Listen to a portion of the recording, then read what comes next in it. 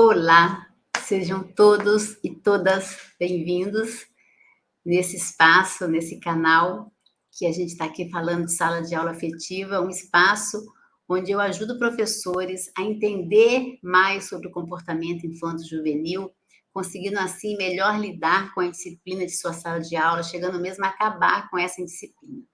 Para quem não me conhece, meu nome é Gleice, eu sou professora da Rede Municipal do Rio de Janeiro. Eu sou consultora em educação, especialista em comportamento infanto-juvenil, e nesse espaço eu então fico trazendo abordagens para ajudar você, professor, a lidar com todas essas questões aí da sua sala de aula, principalmente em disciplina e dificuldade de se relacionar com a família. Nessa aula de hoje, eu vou estar falando da Semana do Acolhimento. Estamos aí começando, né, o ano letivo, algumas escolas já começam essa semana, a rede pública do Rio de Janeiro começa daqui a umas 2 semanas ou 3, mas muitas escolas já estão começando e a gente precisa, né, olhar e trazer um pouquinho essa reflexão sobre a primeira semana, sobre o que é o acolhimento. E eu me lembro, quando eu entrei para a rede do Rio de Janeiro, eu já vinha trabalhando já há 25 anos com educação em diversos setores, né, com a educação formal, prestando consultorias para as escolas, trabalhando muito com os PCNs, com educação socioemocional, com educação ambiental, mas eu nunca tinha entrado na sala de aula de uma escola formal, né, como professora. Trabalhei como professora em ONGs, em instituições, mas não em escola. E aí, quando eu cheguei, a minha primeira turma foi uma turma de projeto, eram pré-adolescentes, eu tinha aluno ali com 14, 15 anos, e tinha aluno de 12, né, estavam fora da faixa etária, era uma turma muito desafiadora, eu entrei no dia 1º de abril, isso não é uma mentira, eu entrei no dia 1º de abril, e eu era a terceira professora daquela turma.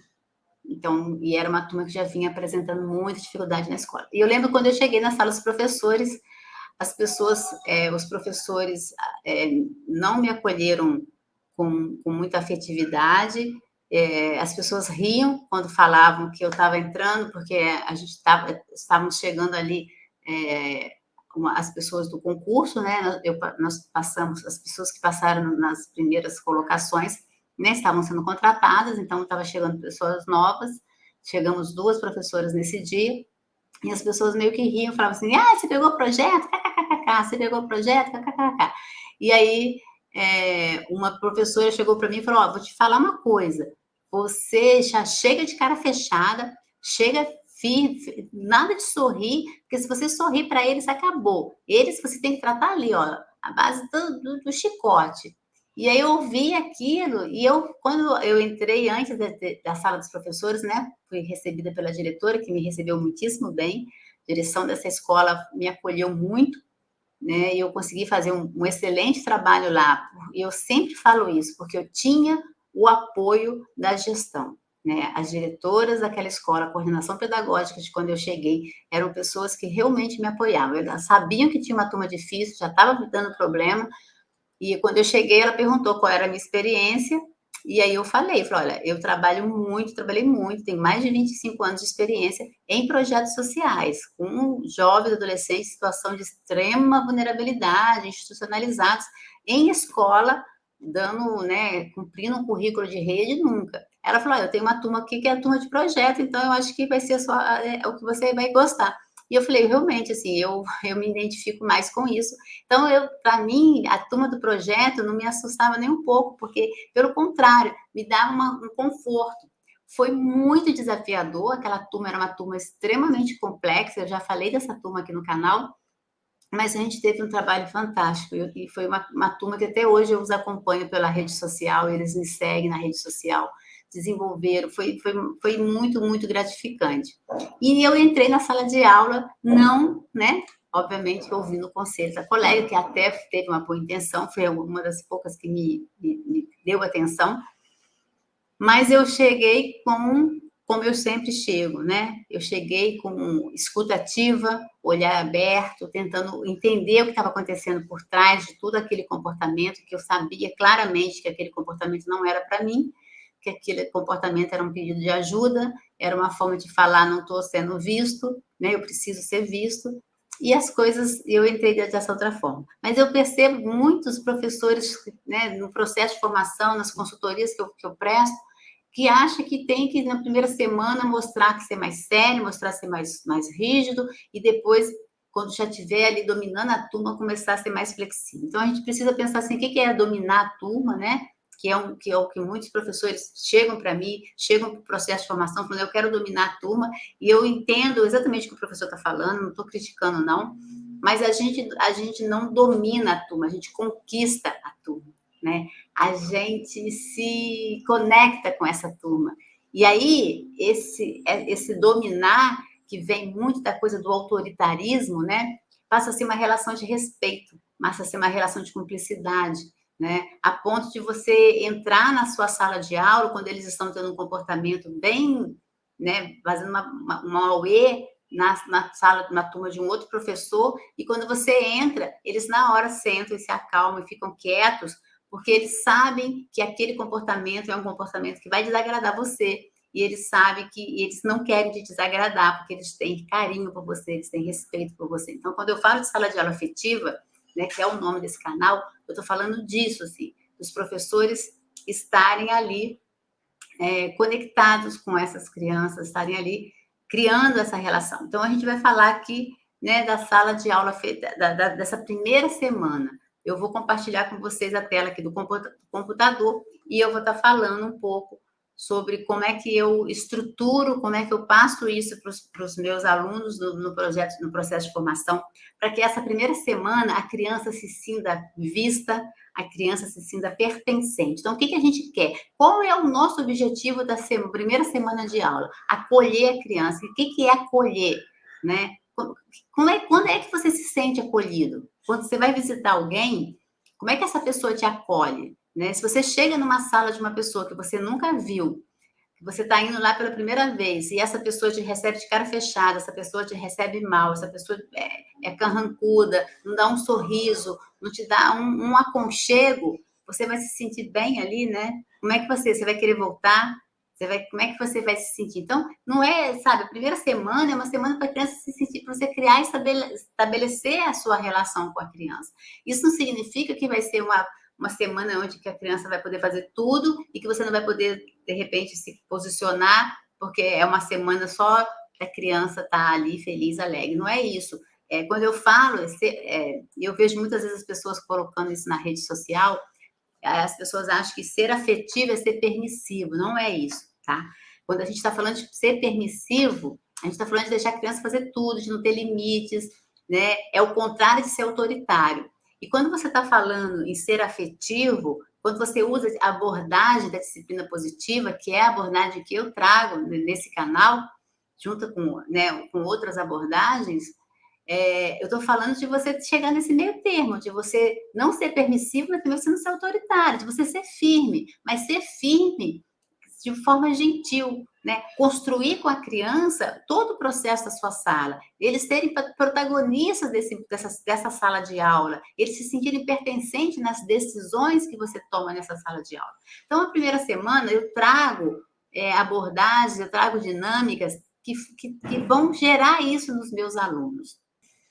Para eu compartilhar aqui com vocês. Então, como acolher, né? Aí tem essa frase do Paulo Freire, que eu acho uma frase muito bacana, que ela fala: o educador se eterniza em cada ser que educa. Né? Então, é isso, assim, quando eu olho para essa imagem aqui, deixa eu aumentar. Quando eu olho para essa imagem, eu olho para cada sorriso dessas crianças, para cada rostinho, né? Essa foto foi uma foto espontânea, sempre tem várias assim, porque eu vou fotografar o quadro, às vezes uma criança estava com Covid e faltava, e aí os pais pediam para eu mandar o DV, então eu fotografava o quadro, e aí às vezes eu ia fotografar, a câmera estava virada para mim, e as crianças vinham, né, e aí faziam essas gracinhas, e aí eu ficava fazendo foto deles assim atrás de mim, e aí eu olho para essa foto e meu coração assim brilha, meu coração vibra, né, meu coração fica saltitando, de emoção, de carinho mesmo que eu tenho por cada uma dessas crianças, pela vida que essas crianças têm. Eu sou grata muito pelo ano que eu passei junto com essas crianças. E eu passaria outro ano com elas, sem dúvida nenhuma. E como é que eu faço, então, né? Como é que a gente faz esse acolher, né? Então, primeiro que assim, o acolhimento gera o gatilho da reciprocidade. O ser humano, ele tem isso, né? Ele tende a devolver para o outro aquilo que ele recebe. É natural do ser humano. Se você vê com criança pequenininha, né? A gente tem o cérebro espelho, que se espelha no que o outro está fazendo. Então, a gente tem que considerar muito isso na neurociência dentro da nossa sala de aula. A criança, ela se espelha no seu fazer, né? No seu estar na sala. Então, receber a criança com um cartaz, né? Seja bem-vindo. Esse que eu estou colocando aqui, eu faço de feltro, eu gosto de trabalhar com feltro, mas faça com cartaz, com papel, escreve à mão, cola imagem. Mas é importante que a criança perceba que a sala está ali para acolher, né? Então, eu deixo aqui o espaço do que vai ser o plano do dia, eu explico para elas que a gente vai ter aqui nesse espaço, né? Tudo que a gente vai fazer. Eu mostro para ela como é que é, para elas, logo no primeiro dia, como é que eu gosto de trabalhar, que a gente vai ter aulas de arte, que a gente vai ter uma aula de jogos, que a gente vai ter educação socioemocional. Eu explico o que é educação socioemocional, né? Eu os recebo numa roda de conversa, né? A gente abre para um círculo. Aqui eu deixo algumas coisas, né? Os livrinhos no nosso cantinho de leitura. Eu não tenho foto, mas eu gosto de deixar um tapete aqui embaixo de EVA para que a criança, para construir ali com elas o nosso cantinho de acolhimento, de calma, né? O cantinho da calma. Essa aqui é a sala, ela estava vazia, a minha sala não fica, né, muito com as cadeiras enfileiradas, aí depende muito do que as crianças vão fazer, mas eu gosto de trabalhar em círculo, eu gosto de trabalhar em lua, quem, né, já viu aqui as minhas crianças em algumas fotos vê isso, mas eu divido essa sala com, à noite tem o EJA, então sempre quando eu chego tá assim, desse jeito, e às vezes as fotos que eu tenho sem as crianças, ela tá assim, mas essa não é a forma de você receber as crianças no primeiro dia, né? O ideal é você fazer um círculo, eu não consigo fazer só um círculo aqui, essa sala é uma sala grande, mas eu tenho normalmente 38 crianças, 35 frequentando, então eu faço 2 Us, né? É uma sala grande. Aqui é a sala sem nada, tá vendo? Ó, isso eu queria mostrar mais essas coisas das paredes. Por quê? Porque tem professor que acha que acolher a criança é já colocar todos os cartazes na parede, ocupar a parede com cartaz, com banner, né? Compra banner, a criança chega, a sala está toda prontinha esperando por eles. Isso não é a melhor forma. Né? Tudo bem se você faz isso, mas isso não é a melhor forma, porque o ideal é que você construa essas paredes, decore essa sala a partir das crianças, né? Com a participação das crianças, para que elas se sintam pertencentes a essas paredes, elas se vejam nas paredes, né? Que elas se sintam pertencentes nessa sala. E aqui é uma imagem da sala, já com bandeirinhas, com os trabalhos de arte que eles fizeram colados nas janelas. Tá vendo? Ó, aqui é o nosso cantinho de arte. Aqui atrás não dá para ver a imagem, mas tem umas borboletinhas penduradas. Então, é muito importante isso, assim, a gente, né, deixar o espaço para que a criança possa se mostrar ali. Por isso eu gosto, na primeira semana, eu vou mostrar aqui, eu gosto de trabalhar muito com atividades de artes, então eu gosto de trabalhar com colagem, com pintura, com giz, e aí eu passo depois, eles passam barbante, colo um pedacinho de papel picado, e aí fazem esses trabalhos, e aí eu já começo a colocar na parede e deixo algumas coisas que eu vou fazendo no decorrer, e depois eu vou trocando, e eu deixo nas paredes só, nos armários, algumas reproduções de obras de arte dos artistas que eu quero trabalhar com eles, porque eu gosto de trabalhar Portinari, eu gosto de trabalhar Ivan Cruz, porque eu gosto de trabalhar geografia, falando do estado, falando onde Portinari nasceu, aí biografia lá no português, na língua portuguesa, eu trabalho um pouquinho da biografia de Portinari, então eu sempre trabalho 2, 3 artistas durante o ano com as crianças, mesmo eles tendo aula de artes, mesmo eles tendo um professor maravilhoso de artes, eu gosto de trabalhar um pouquinho disso. Eu faço isso dentro da minha disciplina da língua portuguesa, por exemplo, de ciências, e aí eu reproduzo, porque eu trabalho o trabalho de arte ajuda muito a criança a trabalhar o emocional. Então, eu trabalho com esse propósito, né? Da criança poder pintar, da criança poder sentir a tinta, ou o giz de cera, ou a canetinha, mas que ela tenha esse processo. Então, eu trabalho isso dentro da educação socioemocional. Aqui,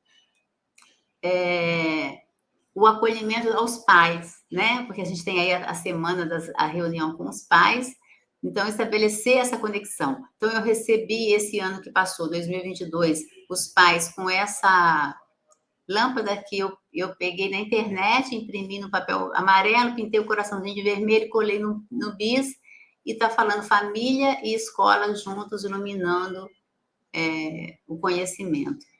Então, isso eu acho que é importante, é só um bis, né? Só um bilhetinho, mas o pai, a mãe, a avó, a tia, o responsável se sente acolhido. E nessa mesma reunião, eu entreguei para eles esse papel, tinha um cartaz escrito: o que você, responsável, espera da escola do seu filho.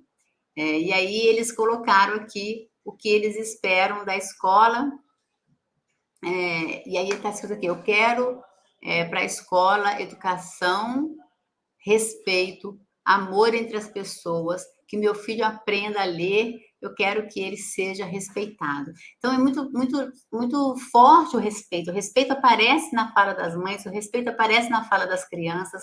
Então, assim, a importância de você respeitar essa família, né? E sem julgamento, sem crítica, sem apontar dedos, que é uma das questões que eu mais trabalho com os professores nos processos de formação, que é o olhar empático, né? Que é a escuta empática para as famílias, sem julgamento.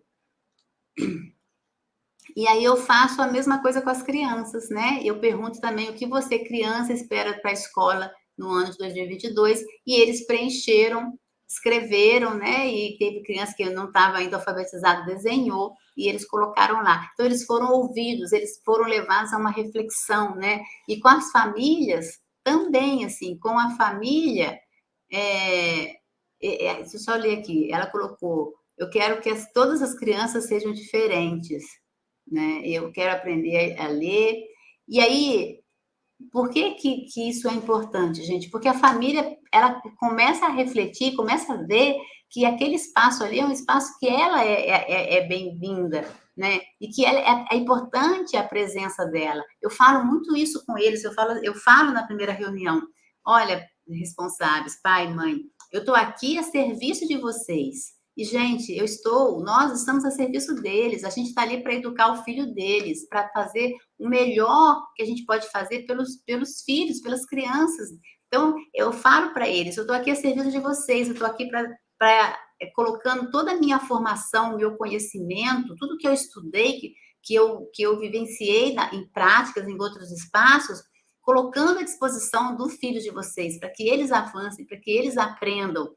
Né? Mas eu não, por mais que eu tenha estudado, por mais que eu tenha pesquisado, por mais que eu saiba o que fazer, eu não consigo fazer sem vocês juntos, porque as crianças ficam parte do tempo com vocês, parte do tempo comigo. Então, eu queria muito que vocês entendessem, convidar vocês para seguir junto comigo. E aí, nessa fala, quando você fala isso, você está abrindo uma conexão com essa família está falando: nossa, eu estou aqui porque ela está falando que né, que ela me respeita, que ela está fazendo pelo meu filho, e que a minha pessoa é importante. Eu já ouvi mãe falar para mim: mas professora, eu não sei nem ler, como é que eu vou ajudar? Eu falo: mãe, você não sabe ler, mas você é a mãe, né? Você está junto. O dever de casa ele vai fazer sozinho, que é para ele fixar o conhecimento. O dever não é para vocês fazerem, mas você pode garantir que ele tem um tempinho para ele fazer o dever, né? Quando a gente passa o dever para casa, que você garanta que ele venha, que ele acorde, que ele durma, tenha uma boa noite de sono, para que ele possa vir para a escola de manhã e não fique dormindo na sala.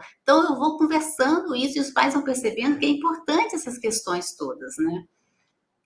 E as crianças também, né? Estão refletindo: a escola faz parte da gente, está junto aqui, a escola não é só do professor e do diretor. E aí eu trabalho essa aqui, que é a Oficina do Futuro, que já venho falando muito dela. Eu tenho um vídeo no canal só sobre a Oficina do Futuro. Qual é o objetivo da Oficina do Futuro? É fazer a criança pensar, refletir sobre a sua vida, sobre o que ela quer, pensar que, assim, que ela pode sonhar, que sonhar faz parte também da vida dela, e ela precisa também estar pensando o que ela quer, para que a educação, você possa depois encaixar a educação. Então, a Oficina do Futuro, você faz aqui o tronco de uma árvore, eu fiz de TNT, né? Então, aqui é um TNT azul com TNT marrom, colei, e aí eu faço as folhas de papel, né? Aquele papelzinho verde. Você pode fazer a folha com molde da mão da criança, você pode pedir que as crianças façam. As crianças fizeram a folha, eu orientei como elas poderiam fazer de outros formatos. Eu tenho também algumas amarelas, eu estava sem papel amarelo, então eu fiz só com verde, mas eu gosto também de usar papel amarelo. E as crianças, então, colocam assim, qual é o meu sonho? O que eu sonho para mim? E elas escrevem, ó, eu quero que o mundo seja um lugar melhor, com mais igualdade e paz, né? Então, tem criança que sonha para ela, tem criança que sonha para o mundo. Na base da árvore, deixa eu sair daqui, ó. Aqui na base da árvore, tá vendo? Na raiz tem uns pedacinhos de papel. Aqui eu levo a criança a refletir o que sustenta essa árvore. Então, presta atenção. Eu estou chamando a criança para ela pensar sobre os sonhos, né? O que sonho ela tem, o que ela quer. Às vezes a criança demora um pouco para entender, né? Aí você fala, você quer ser médico, você quer ser jogador de futebol, o que você quer para você quer para o mundo. Isso numa roda de conversa, a criança começa a escrever, ela entende. Depois ela vai pensar o que sustenta essa árvore, né? Essa árvore é ela, tem uns sonhos. O que está na base dessa árvore? O que faz com que essa árvore fique firme? E aí, gente, vem família, Deus, vem mãe, às vezes vem pai. E aí, quando eu faço isso logo no primeiro dia, quando tem a reunião, e essa árvore fica com a gente ali, quando tem a reunião dos responsáveis, eu os convido, as crianças colocam o nome, e eu os convido a olhar para a árvore do sonho dos filhos e ver o que os filhos sonham. E olha quem está na raiz sustentando essa árvore. E já tem mais de uma reunião, mãe chorando quando se viu lá, mãe fala, nossa, eu criei sozinha, eu faço tudo sozinha. E a criança reconhece, né? A criança sabe que a mãe está ali sustentando, sabe que o pai está ali sustentando, sabe que Deus está ali sustentando. Então, gente, e eu estou falando de árvore, de sonhos de crianças de 4º ano, de crianças de 3º ano. E eu já trabalhei isso com crianças de 1º ano, que nem alfabetizada estava, que fizeram desenho, que verbalizaram, que falaram. Então, é importante o sonho na vida da criança. Tem pesquisas que revelam isso. Tem uma pesquisa que foi feita nos Estados Unidos com adolescentes, com crianças, né, que sonhavam, que tinham sonhos e foram pesquisados sobre os sonhos delas, e elas foram acompanhadas. As crianças que tiveram sonho, que naquela época falavam que sonhavam fazer coisas, seguiram um caminho em busca desse sonho. Muitas não mudaram porque eram crianças pequenas, mas fizeram alguma coisa. E muitos que não tinham sonho, que colocaram lá que não tinha sonho, que não sabia o que queria, acabaram indo para um caminho mais complicado, né? Acabaram tendo uma gestação na adolescência, acabaram se envolvendo com uso de drogas. Então, é importante estimular o sonho nas crianças. A gente precisa sonhar, né? Nós, professores, precisamos sonhar. Né? O que você, professor, espera, né, desse ano para você? Qual é o teu sonho para esse ano? Qual é o teu sonho para a sua vida? Você acabou de se formar? Qual é o seu sonho para o magistério? Né? Então, precisa estimular isso. E aí, aqui eu não coloquei a foto, mas também tem um muro, eu acho que eu não pus, não pus. Tem um muro, que é o muro dos desafios. E aí aqui é um TNT com desenhos de como se fossem uns tijolinhos, né, formando um muro, e a criança, então, recebe um pedacinho de papel, quadradinho, de sulfite, e a criança escreve lá qual é o desafio que ela vai ter que enfrentar para realizar aquele sonho. Então, ser jogador de futebol, eles colocam, vou ter que jogar muito, tem que falar inglês, né, não sei o quê. E aí a gente olha para os desafios e olha para o sonho, e a gente fala assim, bom, a gente precisa criar estratégias, né? A gente precisa criar planos. Então, usando mesmo essas palavras, a gente vai criar estratégia. Sabe o que é estratégia? Não sei. Estratégia, a gente vai pensar a forma da gente conseguir realizar esse sonho. Eu vou ajudar vocês. Então, o que a gente primeiro... O que está na base de tudo? Aí começa a questionar, até que alguém fala estudar inglês, porque eu preciso falar inglês. Então, você começa a levar a criança já na primeira semana, no primeiro dia, a entender que a escola tem um porquê na vida dela. Que o que ela está aprendendo tem a ver com o sonho que ela quer, né? E aí, no outro dia, eu trabalho isso aqui, que é a nossa estrada. Então, assim, a gente sonhou o sonho individual, a gente pensou no nosso desafio individual, agora a gente vai pensar em turma. O que essa turma quer para esse ano? Aonde essa turma quer chegar? Vamos imaginar, e você faz, né, uma analogia. Vamos imaginar que a gente vai estar numa estrada, a gente vai estar seguindo essa estrada, todo mundo junto. Aonde nós queremos chegar? O que a gente quer alcançar com a nossa turma, né, com o nosso grupo? Aí as crianças colocaram, ó, ser uma turma respeitosa, sem brigas, educada, andando na fila, aprender a matéria, ser alegre, cuidando dos materiais. Só que toda estrada tem desvio. E tem alguns desvios que, se a gente pegar, a gente não chega onde a gente quer chegar. E aí, quais são esses desvios? Então, eu levo a criança a pensar quais comportamentos, se a turma tiver, a turma não consegue chegar nisso. E aí, eles colocaram aqui, ó, jogar bolinha de papel e lápis, chutar por baixo da mesa, não vou conseguir ler tudo, empurrar na fila, aí tá lá, responder mal o professor, falar quando o professor tá falando, enfim, eles vão colocando. Gente, a partir disso daqui, você cria o seu acordo. Eu nem precisei fazer esse ano cartaz de acordo, porque a partir dos... Qual é o acordo que vocês têm que fazer, então? O acordo que vocês têm que fazer é não pegar esses desvios. Então, né, qual é o acordo? Então, o que não pode fazer, né? Não pode jogar papel no outro. Mas quando a gente faz o acordo, se vocês forem fazer aquela tabelinha de acordo, não usem o nome não, a letra não, a palavra não, tá? Não coloca o que vocês não querem que a criança faça, coloca o que vocês querem que a criança faça. Isso ajuda o cérebro a processar a informação. Então, em vez de colocar não jogar a bolinha de papel, você coloca lá, ter uma relação respeitosa com o professor, né? Que aí, se você está sendo respeitoso, você não está jogando bolinha de papel, né? Então, não falar durante o tempo que o professor está falando, ouvir com atenção quando o professor estiver explicando. Não coloque um não, coloque o que você quer que a criança faça e não o que você não quer, né? Isso ajuda muito a criança. Eu, nesse ano, no ano passado, nem fiz. Eu fiquei só com a estrada. E toda vez que a gente tinha algum comportamento, a gente tinha... Toda semana a gente faz um conselho de classe. No conselho de classe, eu às vezes, colocava em pauta, na ata da reunião, se a gente estava pegando algum desvio. E aí a gente fazia uma reflexão, sempre em grupo. Tá? Aqui, algumas atividades que a gente também faz na primeira semana. Então, ó, a atividade da colagem, né? Aqui a gente pintou um balão, depois eles contornaram o balão com barbante. Então, eu já comecei a trabalhar a coordenação motora fina, o foco, a concentração. Eu trabalho muito com isso, o ano inteiro eu faço esse tipo de atividade. Aqui eu fiz o relógio, o celular das férias, né? Que é um celular, e aí você desenha de um celular e dentro tem o que eu vi, o que eu gostei, o que eu não gostei. A criança faz o desenho e depois compartilha. É uma forma da criança falar um pouco como é que foi as férias, e até escrever um pouquinho, que pode fazer umas histórias em quadrinho, sem que ela tenha que necessariamente ficar fazendo uma redação. Aqui eu trabalho o crachá para a criança, trazendo a criança para um olhar para ela, né, para o desenho dela. Aqui a gente tem a Pâmela, né? Chegou tão pequenininha que no final do ano estava enorme.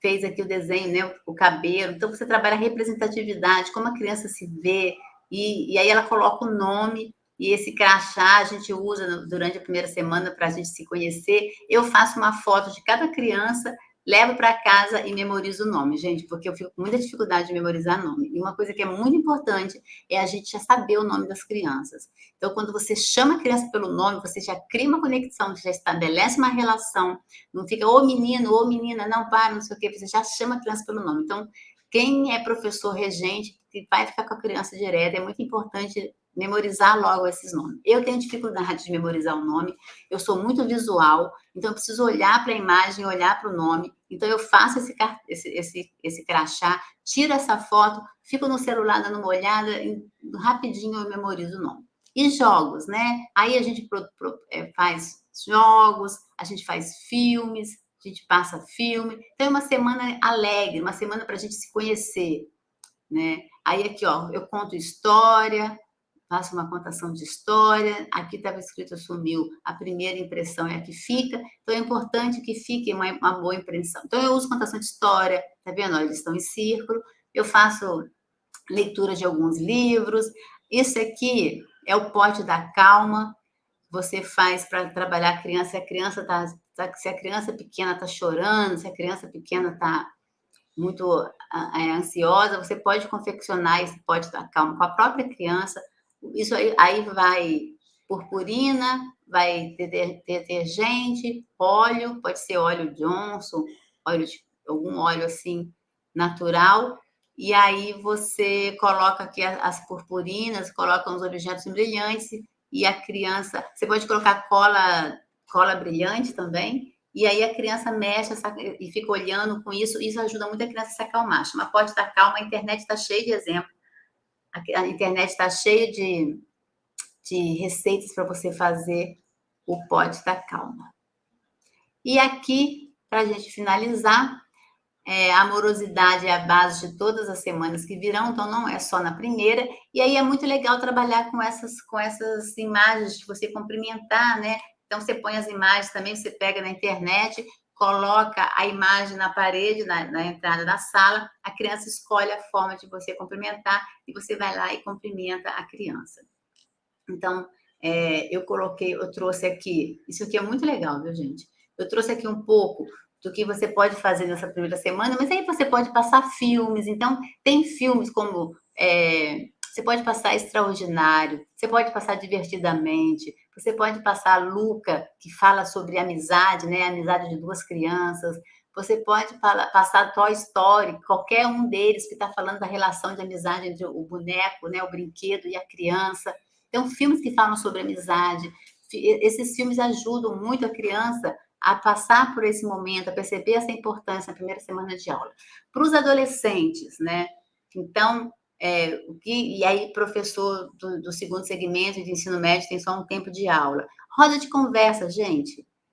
Chega, propõe uma roda de conversa, abre para um diálogo, ouve o que eles têm para falar. A oficina do futuro você faz eu faço a oficina do futuro. A oficina do futuro, ela foi pensada para adultos, para moradores de uma região no pós-guerra na Europa, para reconstruir as cidades. Então, os moradores, o que as pessoas queriam para aquela cidade? Então, ali ouviram crianças, ouviam idosos, ouviam jovens, para olhar para o seu território, para pensar no seu território. Ela veio para o Brasil através de uma ONG, que é o Instituto Ecoar para a Cidadania.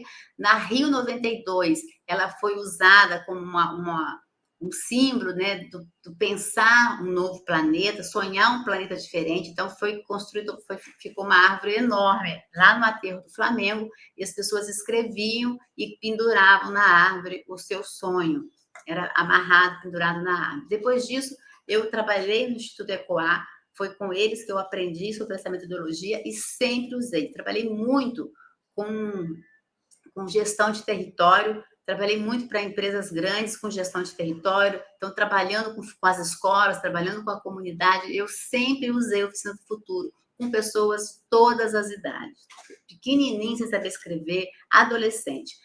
Trabalhei no projeto social com jovens que estavam cumprindo uma medida socioeducativa, eram jovens, adolescentes, de 12 a 17 anos, né, 18 incompleto, 17 anos, e a primeira coisa que eu fiz com eles foi a Oficina do Futuro, quero ouvir vocês. E aí eu ouvi muito assim, que sonho, não tenho sonho nenhum, né? Sonho é não ter que vir aqui todo dia. Então, eram coisas assim que eles falavam, mas eles estavam falando, eles queriam falar e eu ouvi.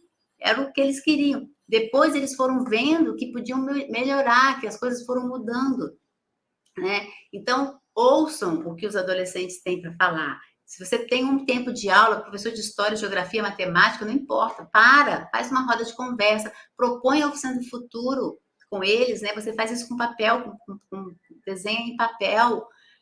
Se você não quer fazer isso, então faz um grupo, usa um tema gerador, né? Pega um tema qualquer que tenha a ver com o adolescente e aí joga esse tema e busca uma conversa sobre esse tema, né? Pergunta o que eles esperam da aula, o que vocês esperam de mim, o que vocês querem da minha aula? É para ouvir, gente. Acolher o outro é ouvir o outro, né? Tudo que eu falo aqui no canal serve para qualquer idade, porque eu estou falando de postura, estou falando de abordagens que você pode fazer. É lógico que você não vai fazer para o adolescente um potinho da calma. O potinho da calma você vai fazer para os pequenininhos. Então, quem é, né, do maternal, educação infantil, primeiro ano, pode fazer o potinho da calma, né?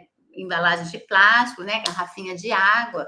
Tem outras coisas, você pode fazer o pote do tesouro. Então, as crianças podem escrever várias mensagens para ela no final do ano, o que elas pensam, o que elas esperam, guarda nesse potinho, no final do ano abre o potinho para ver o que elas esperavam, né? E com o adolescente é conversar, você pode fazer um filme, você pode mostrar projetos de outras escolas, de outros adolescentes. No ano passado, na escola que eu estou, o professor de história, eu fiz até uma live com ele, tá no Instagram, tá no canal também, se vocês quiserem assistir essa live com ele. Ele é um professor de história, Rodrigo.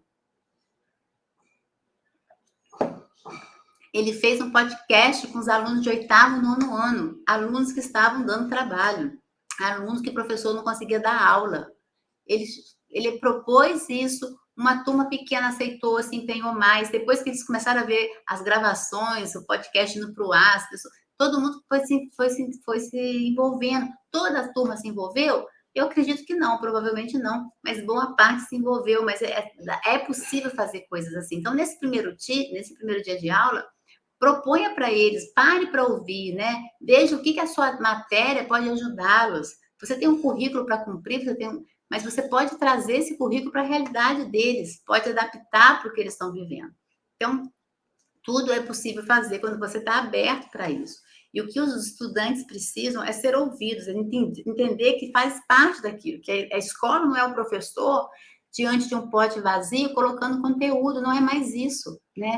Já não é mais isso há um tempão, mas cada vez mais a gente tem legislação sustentando isso, a BNCC traz isso o tempo inteiro para a educação infantil, né? Tem a questão do ensino médio, mas a gente precisa olhar para esses estudantes como protagonistas e tentar fazer com que o nosso estar com eles faça sentido para eles poderem se perceber dentro dessa sociedade com mais força, com mais potência. Quando você tem uma semana de acolhimento bacana, você cria uma conexão com esses estudantes e você tem aí o seu primeiro passo para você acabar com a disciplina, porque o maior problema que os professores enfrentam e que vem, isso está em pesquisa, né? Está na fala do professor, está em pesquisa, é a questão da disciplina. E quando é que você termina com a disciplina? Quando você se conecta com o seu aluno, quando ele faz parte daquele processo, quando você se torna um grupo, uma equipe, né? Então, a semana do acolhimento é uma semana para acolher. Então, pense o que você pode fazer, né? Que filme você pode assistir com os adolescentes. Tem vários filmes também que você pode trabalhar com os adolescentes, né? Que é um professor que tá mais ligado com o adolescente, sabe quais são os filmes que eles gostam, pergunte para eles. Né? Eu quero na próxima aula trazer um filme para a gente assistir. Que filme vocês querem assistir? Pega um filme, vai, né? Faz lá, tem a sua seleção, óbvio, e aí você trabalha a partir desse filme, como se for português, se for história, você interliga isso com o seu currículo, né? Então é isso, gente, vocês tenham um bom retorno, que vocês cheguem na sala de aula com muita força, muita energia, acreditando nessa transformação, né? Sendo professores abelhas que buscam dentro de um jardim o que o jardim tem de melhor para te oferecer, que vai logo para as flores, e que não seja um professor mosca que entra no jardim e começa a buscar só o que não está legal, né? Assim, um cocô, um bichinho de decomposição, né? Vocês busquem o que é bom, vocês busquem o que vocês podem, com todas as dificuldades que a gente sabe que tem. Não estou aqui floreando a educação, mas a gente sabe que a gente pode sim fazer o melhor, porque quando a gente está fazendo o nosso melhor ali, a gente está fazendo pelas crianças e pela gente, para que a gente não adoeça, porque conviver numa sala de aula que não tenha um acolhimento para nós, professores, né, que tem uma relação estressante com família, relação estressante com criança, com estudante, com adolescente, a gente acaba adoecendo. Então, esse canal tem falado muito disso, que não falta aí vídeo falando sobre isso. Então, eu estou ficando por aqui, que vocês sigam firme, fiquem bem. Lembrando, né, que eu sempre esqueço, se vocês ainda não deram um joinha aí, dá um like, se inscreva no canal se você ainda não se inscreveu. Eu tenho um processo de formação, eu estou com uma turma aberta. Esse vídeo vai para o ar agora na semana do dia 16 de janeiro. É a semana de inscrição do curso. Não é um curso com vagas limitadas, porque eu trabalho na escola, eu presto consultoria, então não tem como ter, né, um número muito grande de alunos, porque é um curso com mentoria, então eu vou mentorar o aluno no seu dia a dia na sala de aula, com 2 encontros quinzenais, né, 2 encontros ao mês. Então, se você tem interesse de conhecer um pouquinho mais do método Tessituras, de saber quais são as abordagens que eu uso, de saber um pouquinho mais, tem aí várias lives falando sobre as abordagens, você pode conhecer. Semana passada eu fiz live todo dia falando sobre as abordagens, que foi um esquenta para o evento que teve na semana passada. E se você quiser se inscrever, as inscrições podem ser feitas no bio do Instagram. Então, fiquem bem, sigam firme no que vocês têm de melhor aí dentro de vocês. Beijo, galera. Bom retorno.